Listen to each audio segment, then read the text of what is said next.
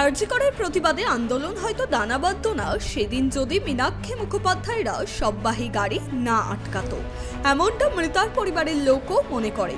কিন্তু পরবর্তীতে যে আন্দোলনের শুরু তারা করেছিল বলে মনে হচ্ছিল, রাজনৈতিক আন্দোলনের ক্ষেত্রে বিজেপি কোথাও তাদের টেক্কা দিয়েছে। পরিস্থিতি বুঝতে দেরি করেনি বাম নেতারা। পরবর্তীতে শ্যামবাজারে বাম ছাত্র যুব মহিলারা চালাচ্ছে ধর্ণা। জেলায় জেলায় পথে নামছে তারা। বামফ্রন্টের তরফে মিছিলের জনসমাগম যথেষ্ট নজর কেড়েছিল। এবার ঝাঁজ আরও বাড়াচ্ছে তারা। সূত্রের খবর, বামফ্রন্টের তরফে 12ই সেপ্টেম্বর লালবাজার অভিযান হবে। পুলিশ বাধা দিলে রাতভর রাস্তায় বসে থাকার ভাবনা রয়েছে বিমান বসুদের। 9ই সেপ্টেম্বর সিপিআইএম কলকাতা জেলা কমিটি এককভাবে লালবাজার অভিযান করবে।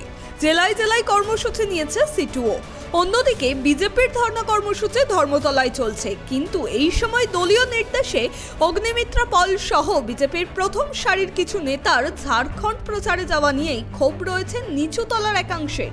পাশাপাশি এখনও একদিনে কালীঘাট নবান্ন লালবাজার অভিযানের যে কথা শুভেন্দু অধিকারী বলেছিলেন তা কবে হবে সেই নিয়েও ধোঁয়াশায় বিজেপি কর্মীরা। যদিও বিজেপির নেতৃত্বের দাবি তারা সব থেকে বেশি আন্দোলনের মধ্যেই রয়েছে। Bureau report, tribe TV Bangla, Kolkata.